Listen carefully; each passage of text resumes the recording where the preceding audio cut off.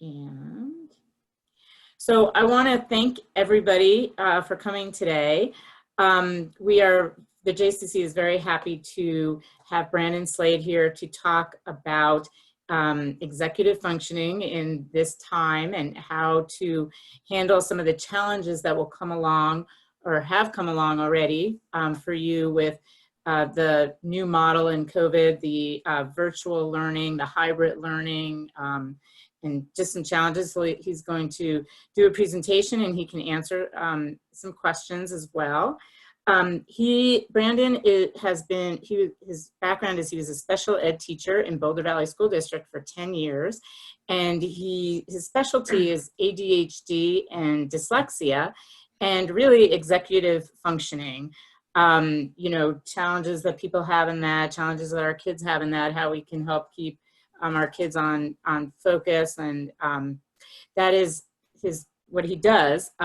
He found that there was such a need for it that he started working with you know, kids outside of his school. And 2 years ago, he started a company called Stride Learning. And so, so we welcome Brandon. I want to ask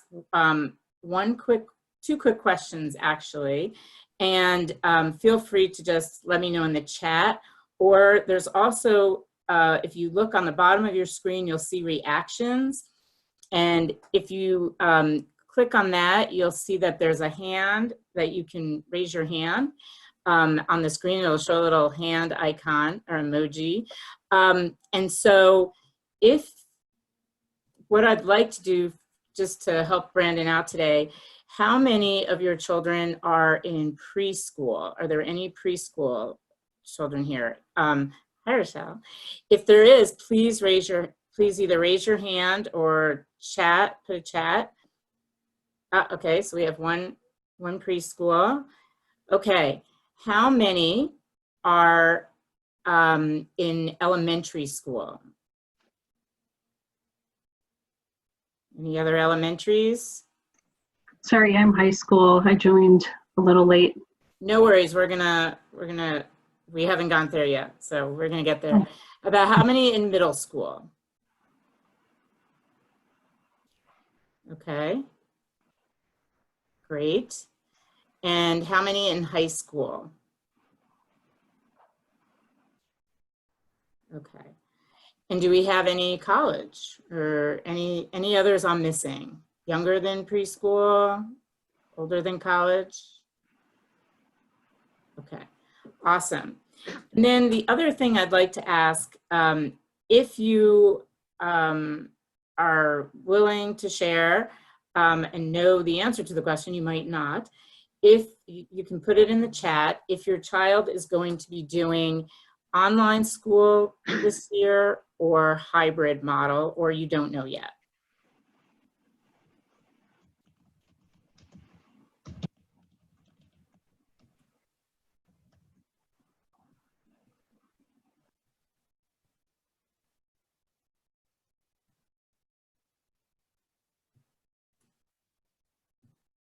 Okay. So it looks like we have some online, some hybrid, but still deciding. And that looks like the bulk of it. We have some in person as well. Great. So without further ado, I am going to introduce Brandon here. Again, we are really excited to have him here to talk about this, and I think you're going to find it really, really beneficial. So. Awesome. Great. Thank you so much. And I wanted to say thank you so much to everyone who's taken time out of their day to come watch this. So it's good to see that there's a lot of middle school and high school parents, because that's our specialty, middle school, high school, and college. And I will do my best with elementary, and I promise I'll try with preschool as well. A little bit outside of my out of my realm, but I'll try. So how this is going to be set up is I created like a short 15 to 20 minute presentation, but I want the majority of this to be question and answer as much as possible, just because I feel like that's probably the most beneficial thing for everybody. So I'll stop a few times throughout the presentation and I'll take as many questions as possible. I'll try my best just because everything's so up in the air. So let me share my screen real quick and we will start this off.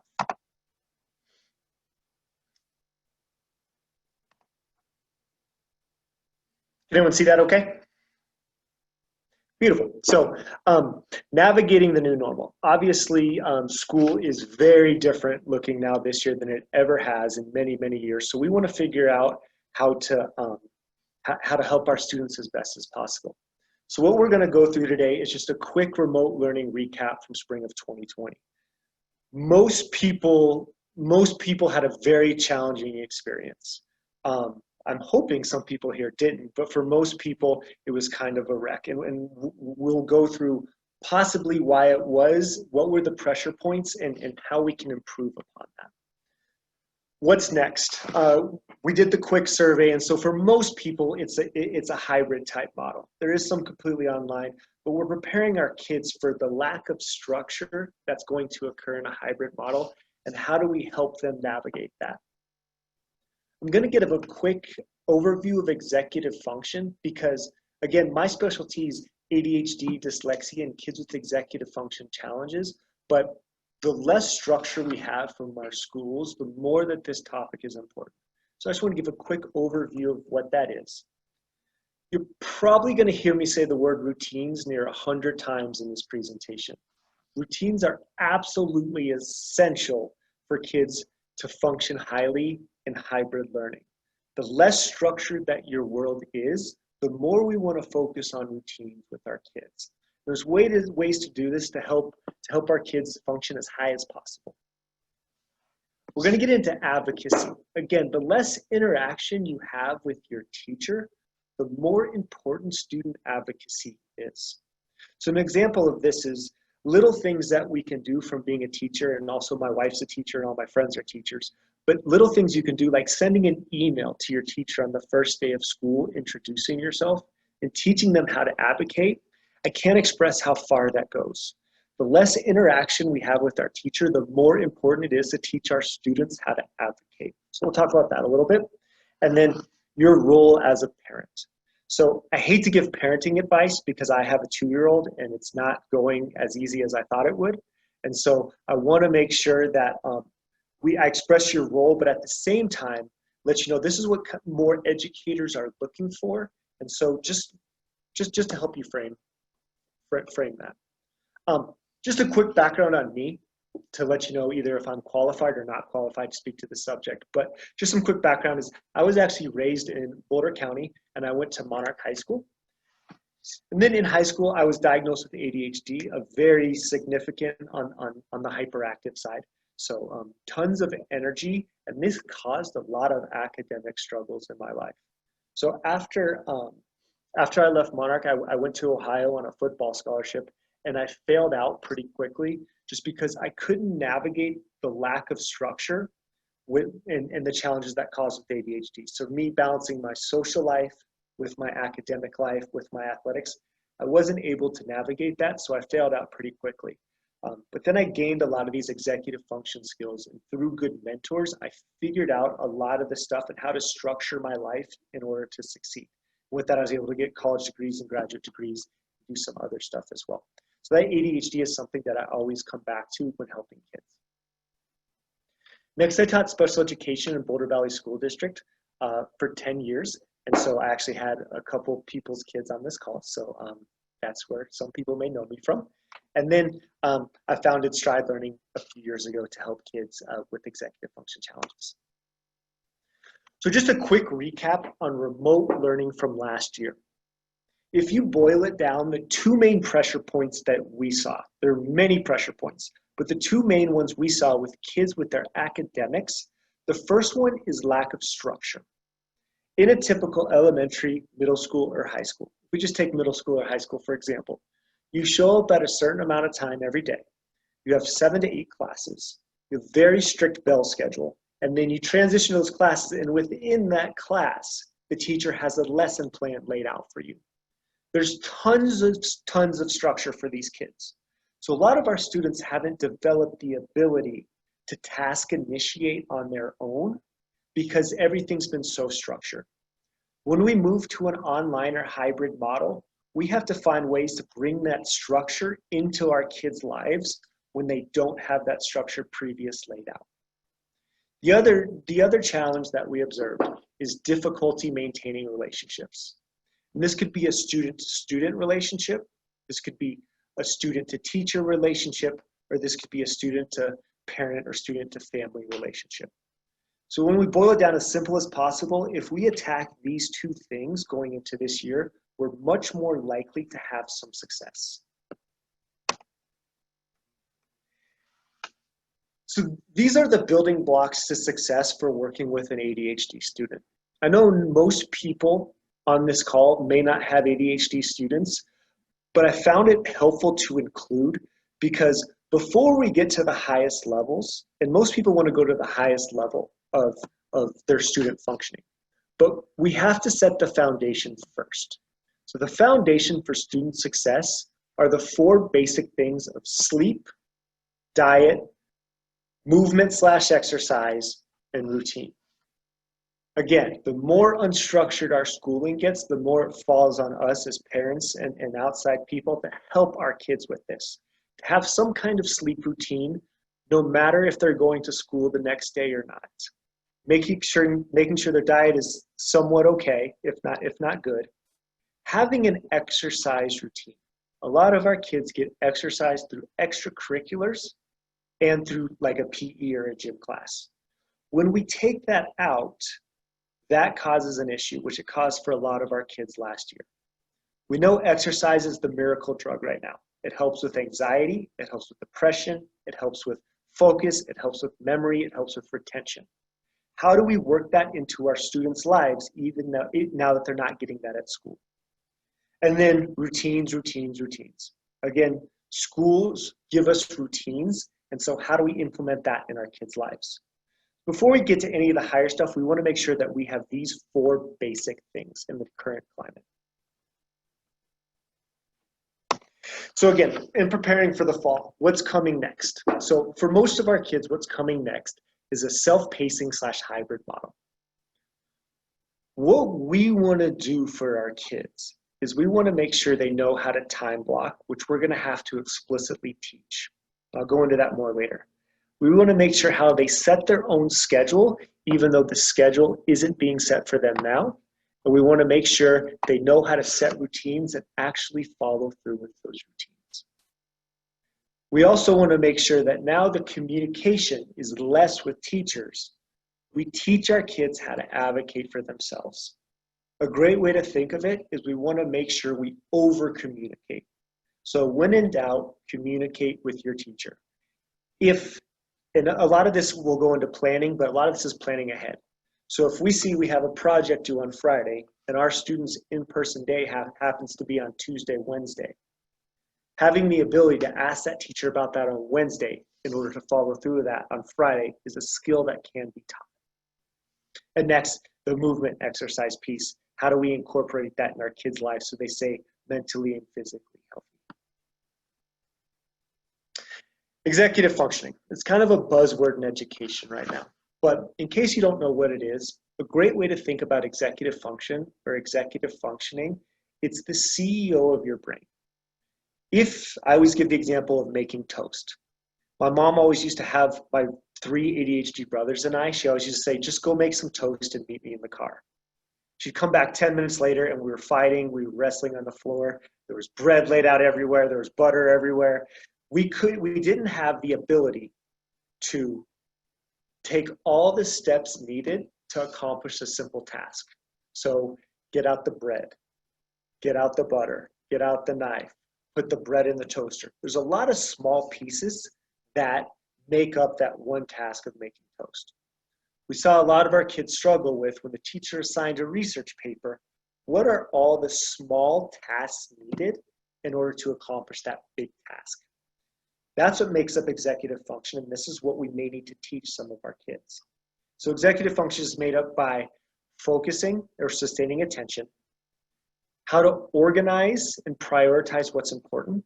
When we say organize, we mean organize in every sense of the word.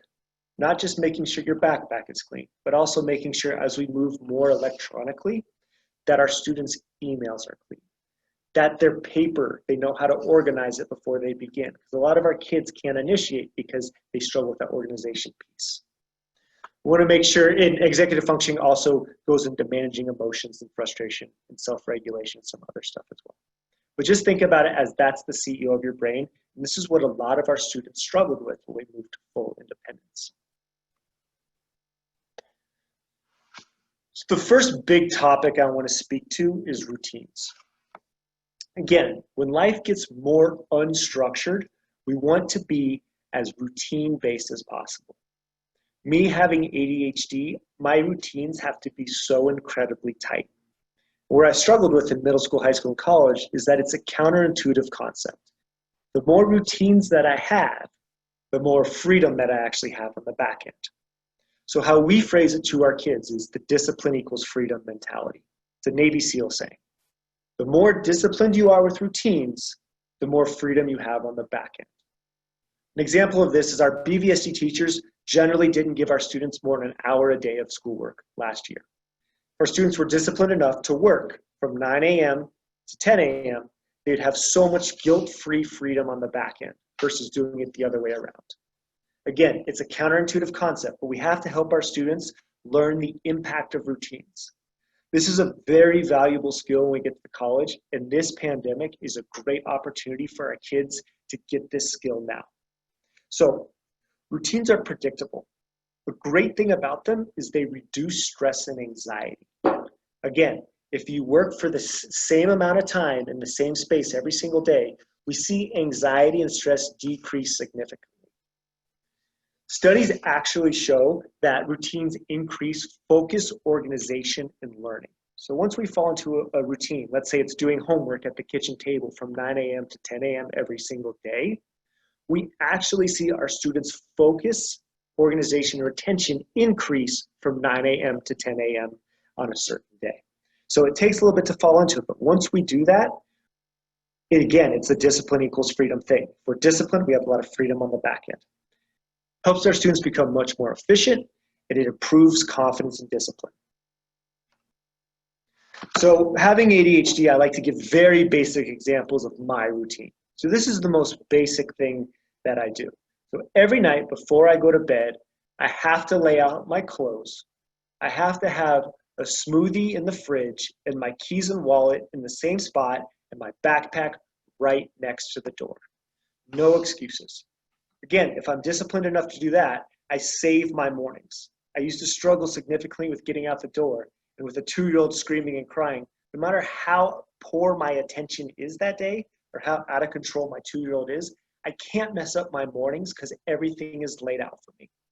This is a routine that's decreased a ton of stress and anxiety in my life, and something that I had to learn the hard way. The current schooling is a great opportunity for us to help our kids develop healthy routines in their life, whether they have an executive function challenge or not. A little bit more about routines. We need to help our kids decide what type of day and where to do it at for accomplish these tasks. So the research says, and again, life happens. This is easier said than done. But research says if students do their homework the same time, in the same place every single day, they're much more likely to have success and learn at a higher level. An example of this is if a student were to come home after their extracurriculars, have some dinner, and work from 6 to 6:45 every night at the kitchen table, they're much more likely over time to be successful. One thing about routines, I would highly discourage having a student do their routine, their academic routine in their room. If there's a desk in the room, that may be okay, but on their bed, the brain gets really confused because it has trouble focusing, and then when it's time to go to sleep, it has trouble winding down. So we want to have our study space be our sacred study space. As much as we can use it just for studying, that's the best practice. As parents, we want to help our kids follow their routine and have some kind of small dopamine hit if they do. Meaning some small reward at the very end of you can hang out with your friends 10 extra minutes tonight or something if they hit that routine. So many of our students have negative reinforcement. So we want to make sure that they're getting as much positive reinforcement as possible for getting that routine done. And then obviously the negative consequence if they don't. But with remote learning, a lot of students, with remote learning, we give our students so much freedom. With that freedom becomes responsibility. And so we want to make sure that we express this to them and help them lock that down. A real quick note for my elementary and preschool parents. The biggest thing is just starting to talk about routines and not really the expectation that'll be done, just introducing the concept. Could be as simple as tonight before bed, we put our backpack next to the drawer and I'll help you pack that. So every single night we work on that, we put that down, and then in time, they'll start to understand the concept of routines. If you have a middle school or high school student in Boulder Valley School District, or I guess somewhere else, here's an example of a routine to start our academic routine. So the students that we worked with, that when they first opened their computer, they had their teacher websites bookmarked so they wouldn't get lost in the depths of the internet. But they had everything bookmarked, and so first thing they did is they checked either their Schoology, their teacher websites, their Google Classroom for upcoming assignments, and then they checked their Infinite Campus for their grades. We don't want to get obsessed with grades, but at the same time, if something goes wrong, we want to be able to catch it right away before we call it an avalanche effect, before there's a ton of missing assignments. So the first thing they do is check websites and Infinite Campus. Next, they check their email for either their Google Meet or their Zoom schedule every single school day. They create a clear plan of what to accomplish, and then they organize their materials. It's about a 5 to 7 minute routine once you get into it. This right here is an automatic game changer. You know what's coming up, you know where you stand, and you know where your stuff is at. That simple thing right there is a great start for our middle school and high school students. We want to make sure this will decrease anxiety and stress because we never fall behind. Before I go on, I want to take some time for questions because I just threw a lot at you guys.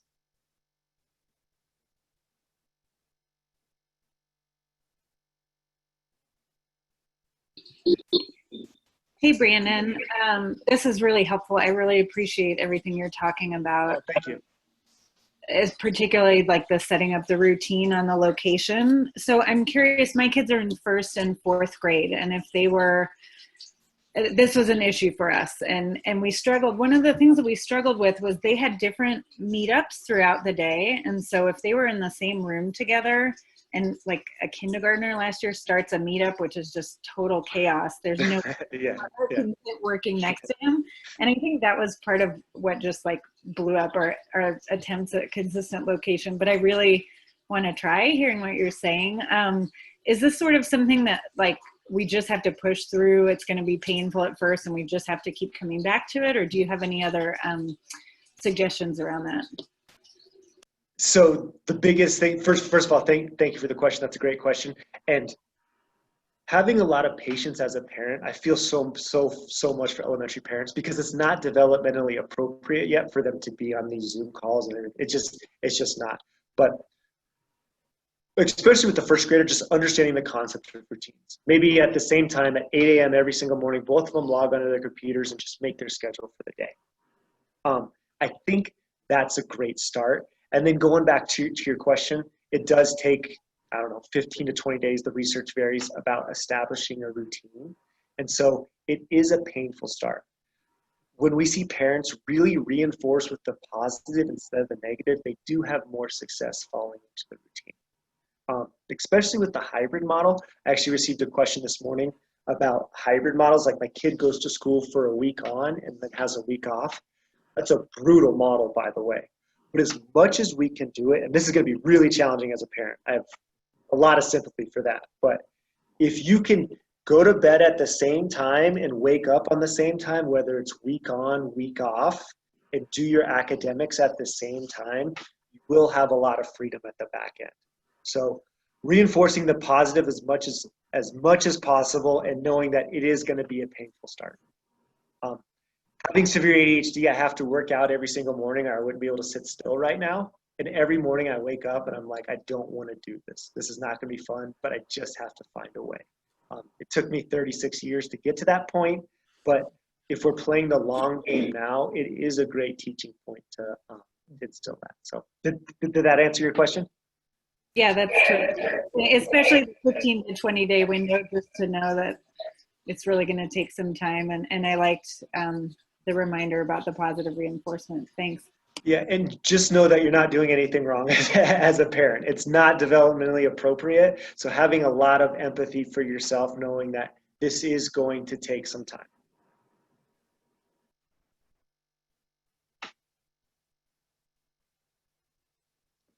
Anything else? Beautiful. So Oh, wait, there is a question. Go ahead. Yeah, There's please. a question. Amy, do you want to unmute? So I kind of have the opposite problem. My daughter likes novelty, so like she'll like we got into a really good routine. I had a nice big whiteboard and we wrote down what she was going to do every day. She had her desk because I thought routine was important. Routine is important to me. But after, like, she did great for the first couple of weeks, and then she was like, I'm completely over this. And so I would like maybe try to change up little things within the routine just to give her some feeling of freedom and flexibility. But she needed the novel to be able to focus. Once it got too normal, it was like hard. I don't even know how to explain it because that's not how I work, but she struggled when it got too sedentary and too normal. Yeah, I mean, it's a great question. It's why so many of our kids start to hate school in October, right? You do the same thing for a while, and eventually you just kind of get burnt out on it. And this is I guess where you just have to know your kids, know when to break the routine or know when to adjust the routine, and then know when to fall back into it. Like maybe a random Friday, it's like, I know you've been doing such a good job at doing your homework. Let's go to the park today. And then, but Monday, know that we're going to fall back into the routine. So this is kind of where the magic of teaching and the magic of educators come in, knowing what the rules are, and then knowing when to break those rules when you see your students start to fade a little bit. But you can't break a routine unless you establish a routine first. Brandon, there are two other questions on here.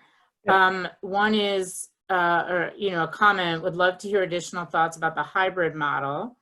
And then another question is, what are your thoughts on a motivated kid getting up early to blast through the work? Yeah, well, I'll answer the first one. I mean, obviously the hybrid model is not ideal for most of our kids. It does help you a lot for, if you're preparing your kid for college, because this is essentially what college is, but it's obviously not best practice. There's a lot of research coming out, simply sitting down with your peers in a classroom and starting work gives you dopamine, being in a group environment, and that dopamine isn't being released when you sit down to do work on your own, which is super fascinating research and why our kids have so much difficulty starting tasks. If you have a middle school or high school kid in Boulder Valley where they go to school, let's say on Tuesday, Wednesday, and have Thursday, Friday off, that's a lot of work on the parent to make sure that they are opening up their Schoology, going through everything. And that's why, I'm always super protective over the family dynamic. That's what we talk about a lot about routines, because your kids are going to need you in a certain sense. Throughout time, that has not been to watch you do your schoolwork. And so when those important conversations come up, we want to make sure that relationship isn't damaged. So that's why I'm iffy on the hybrid model, and that's why I stress routines so much. Going to the second question is about if you have a motivated student that just gets up early and crushes through the work, congratulations, you're like in the 5% of families that have that. So that's a great start. We want to make sure they're not hurrying through it. And we also want to make sure that they are receiving that positive reinforcement. So just to give, And that's my kid, and I would say it's about speed and not, you can there they hear are right there. it's about speed and not necessarily thoughtfulness and other things that might go into it. And it's not necessarily consistent. It's just, if that day it feels good to get up and blast through it. So that's where my concern is comparing to the routine elements.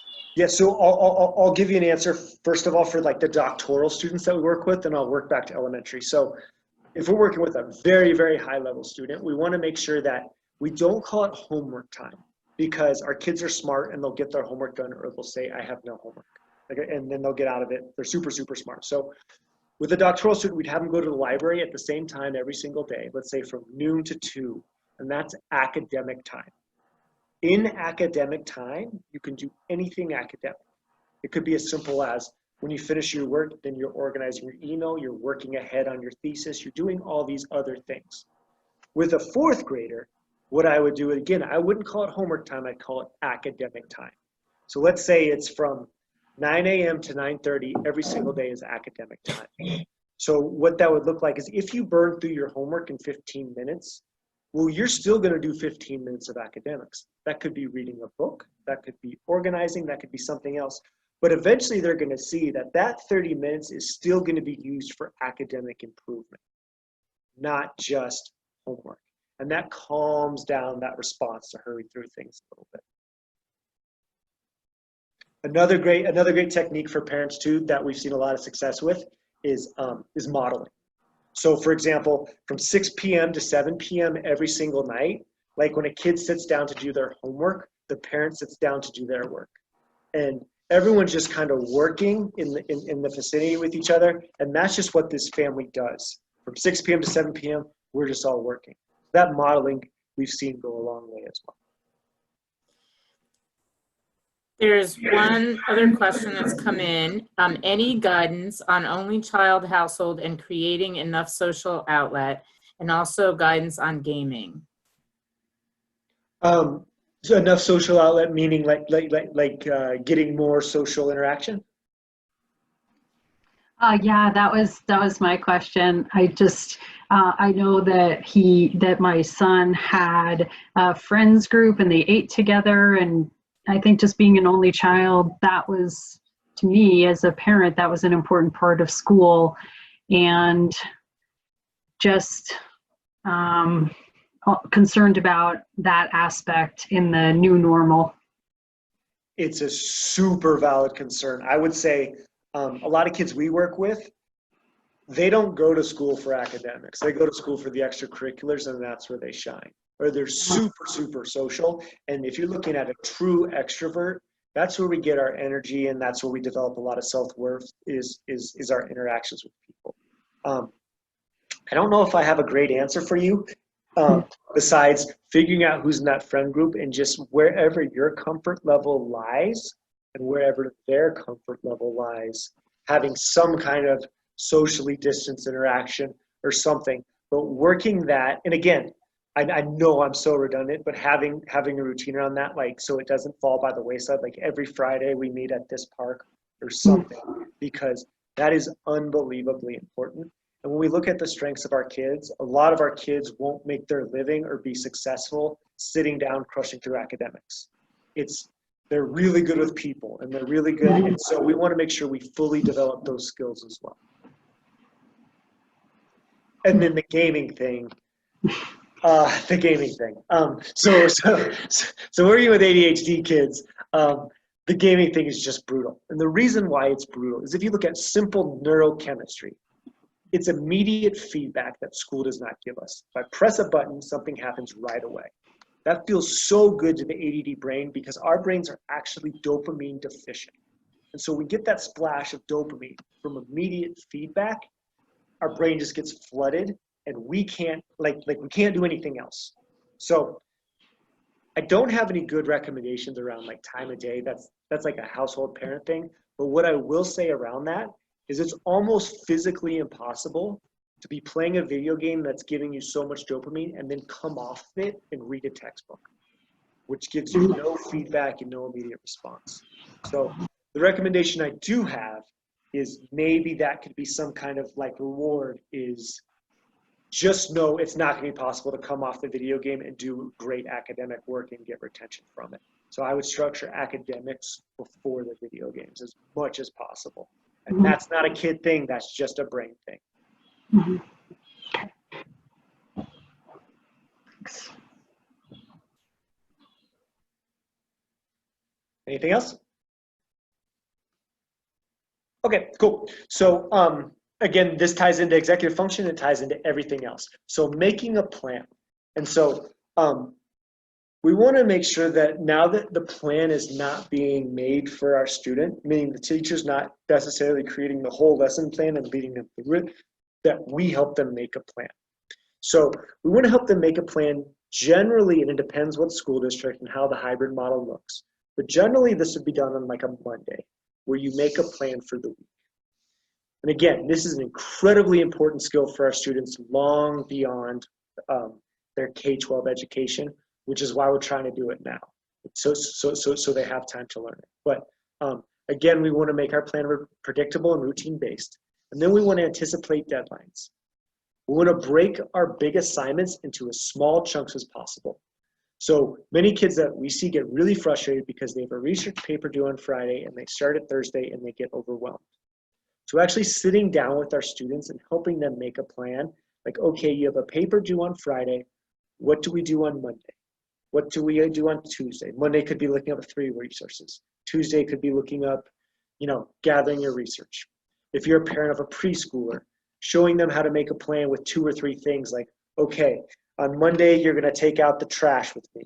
On Tuesday, we're going to do this. Just modeling how to make a plan.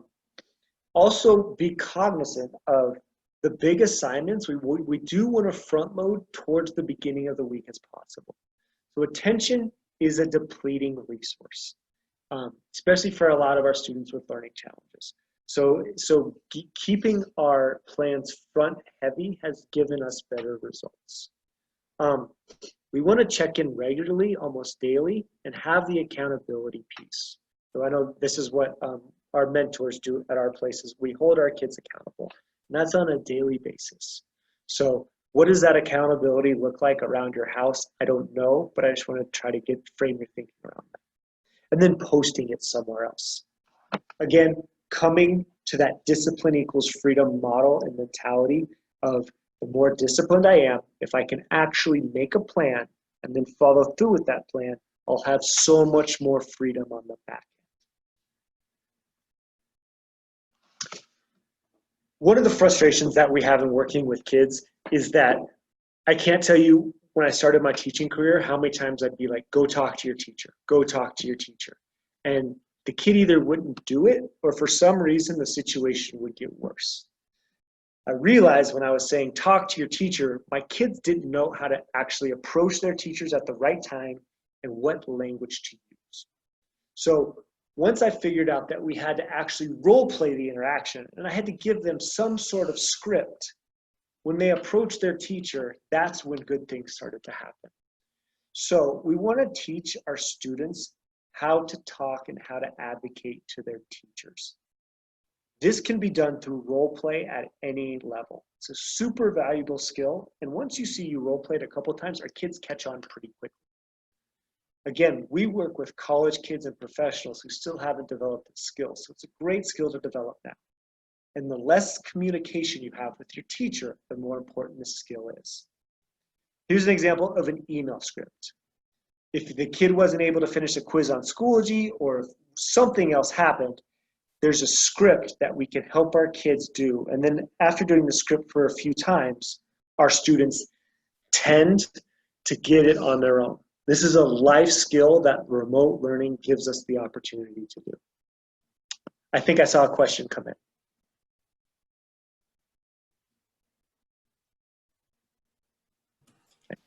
Yes, it's how do we deal with the children's resistance to sitting down and doing the work? My daughter had a lot of independent work last year, and I don't think she was developmentally ready for that. How old is your student?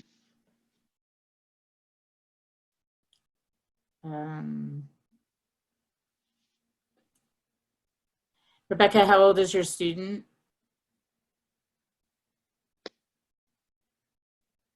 And you can put it in the chat too. I got the chat right here.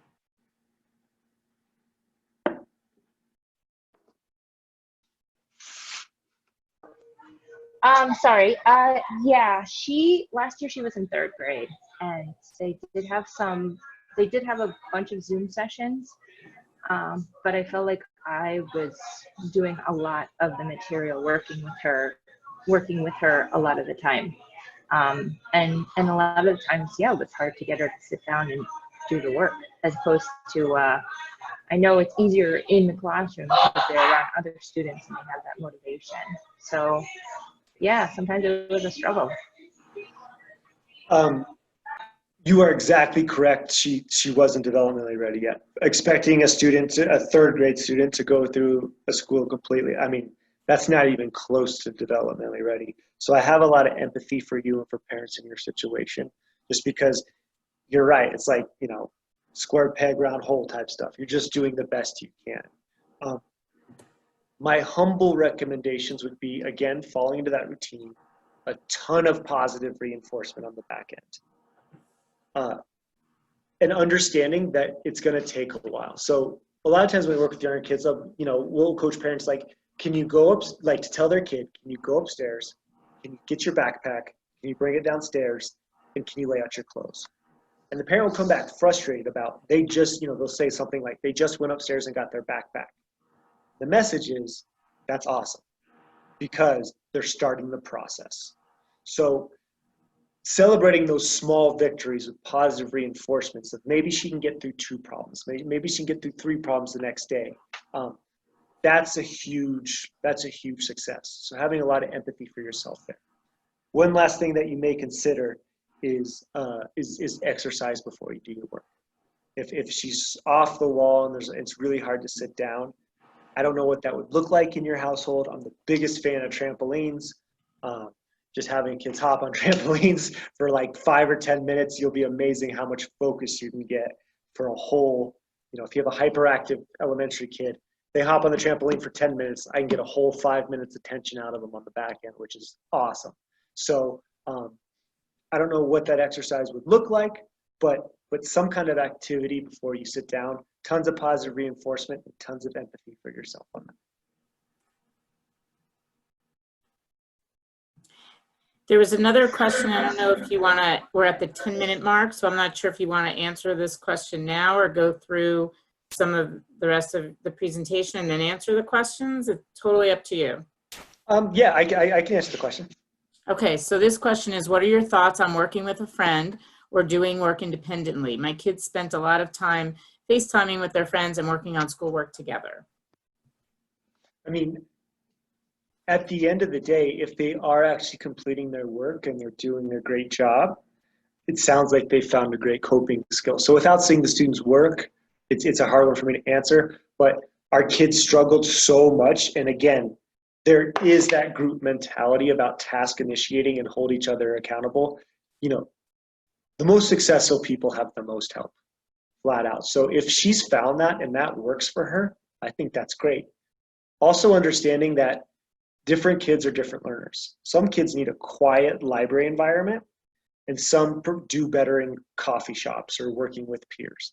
I know having severe ADHD, I would never sit down and try to read a book. That'd be the most foolish thing I could do. I need to get it on Audible, I need to be hiking, and then I have very high retention rates, but sitting down doesn't work for me. So if that's working for her and she's figured that out, realizing she may be a different learner, that's a really, really valuable insight.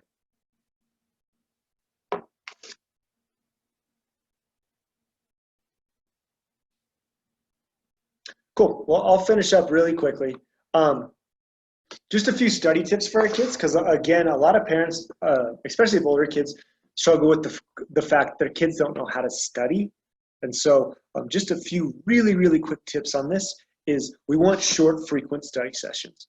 Research states that we want to get things from short-term to long-term memory, and how to do that is short, frequent study sessions. So it's better to study 10 minutes per day for a Friday Spanish test than an hour the day before. It's actually less time studying and it's higher retention. Again, discipline equals freedom. Short, frequent study sessions as much as possible. So here's just an example of a possible study session I know we gave with one of our kids during the pandemic that they did is 10 minutes to talk about that pre-academic routine that I spoke to, 30 minutes of active studying, 10 minutes of throwing the football, and then 15 minutes of repetition. This was this kid's academic hour. And then when I say active studying, so many of our students will just passively look at the material. So if they had a vocab test and the vocab word was malevolent, they would just blindly repeat malevolent, evil, and just do that back and forth. What we want to teach them to do is how to interact with the material. So malevolent, it looks like mal is the prefix, and mal means bad in Spanish. I guess bad's like evil. It looks like violence at the end. Maybe I could relate it to kids will relate it to whatever, but if they can find ways to interact with the material, we see them comprehend material at a higher level with less studying time. We want to teach them active studying. Again, a lifelong skill here.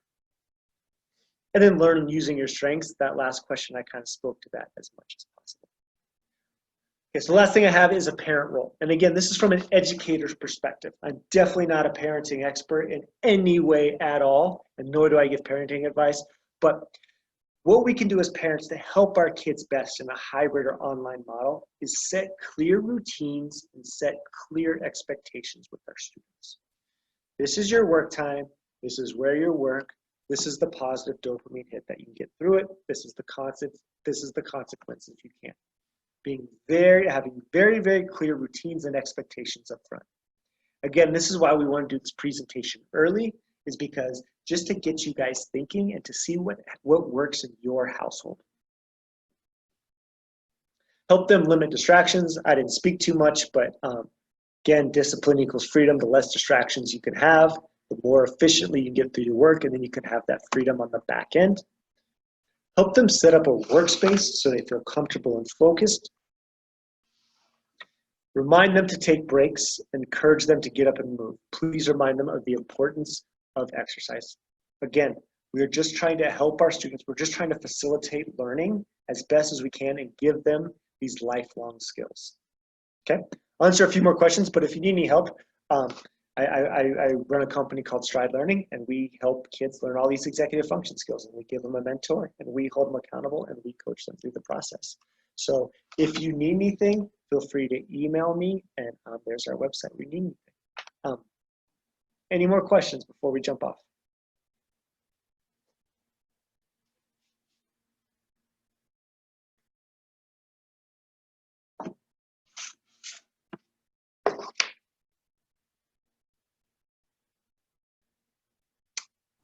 Is that Anybody it? have any questions?